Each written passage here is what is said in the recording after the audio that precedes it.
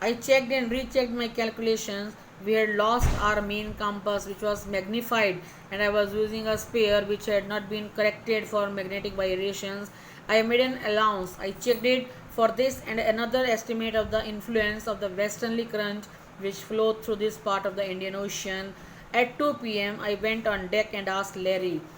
I went to the steering wheel and asked Larry to steer the course of 185 degree, to turn the ship to 185 degree if we are lucky, if God will help us. I told him with a conviction, with a belief. I did not feel how it was he could expect to see the island at 5 p.m. If God help us, we will be able to find the island at 5 p.m. Then with a heavy heart, because I knew it is not going to be. I went below, climbed on my bunk, and amazingly, I was surprised. I dozed off. I went to sleep. When I woke, it was 6 p.m.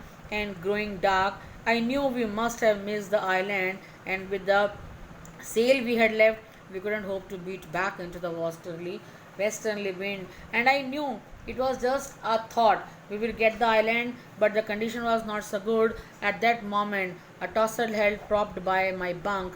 Can I have a hug? Somebody came inside. It was John. Sue was right behind him. The daughter was also with him. Why I am getting the hug now? Why did you want to embrace me? Why I am getting the hug? I asked. Because you are the best daddy in the world. I and the best captain of a ship, my son replied. Not today, John, I'm afraid. Because I couldn't save the ship. I couldn't find the island. How can I be the best captain of the ship and the best father of the world? Why? You must be, said Sue in a matter of fact voice. You found the island. What? I shouted. It's out there in front of us. Just come and see. They chorus. They both spoke together. Come and see. As big as a battleship.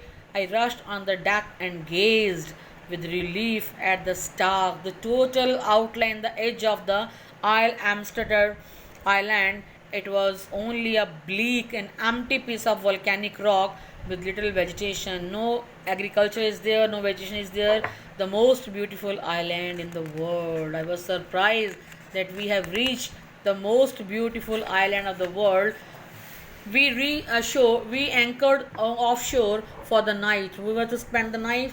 We anchored the ship there, and the next morning, all 28 inhabitants. When the chapter was written, only 28 people were living on that island. They cheered, they welcomed us, they helped us ashore, they helped us in getting the things with land under my feet again. After so many days, I felt the land under my feet because they have been in the sea. My thoughts were full of Larry and Herb. I was seriously thinking about the crewmen, Larry and Herb. Cheerful, how cheerful they were, optimistic. They never lost hope under the direst stress. The most serious tension was when they all were in face of death and of Mary. And then I thought of my wife who stayed at the wheel for all those crucial hours, all those difficult moments. She handled the wheel. Most of all, I thought of a 7-year-old girl.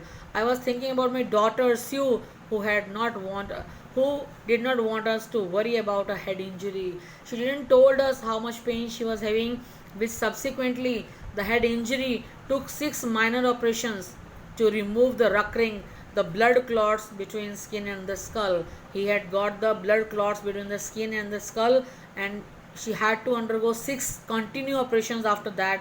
And of 6-year-old boy, how can he forget my son who was not afraid to die in this moment? So how adventurous the family is, and how they handled, how the narrator as a captain of the ship handled the situation. It's all about we are not afraid to die if we can all be together.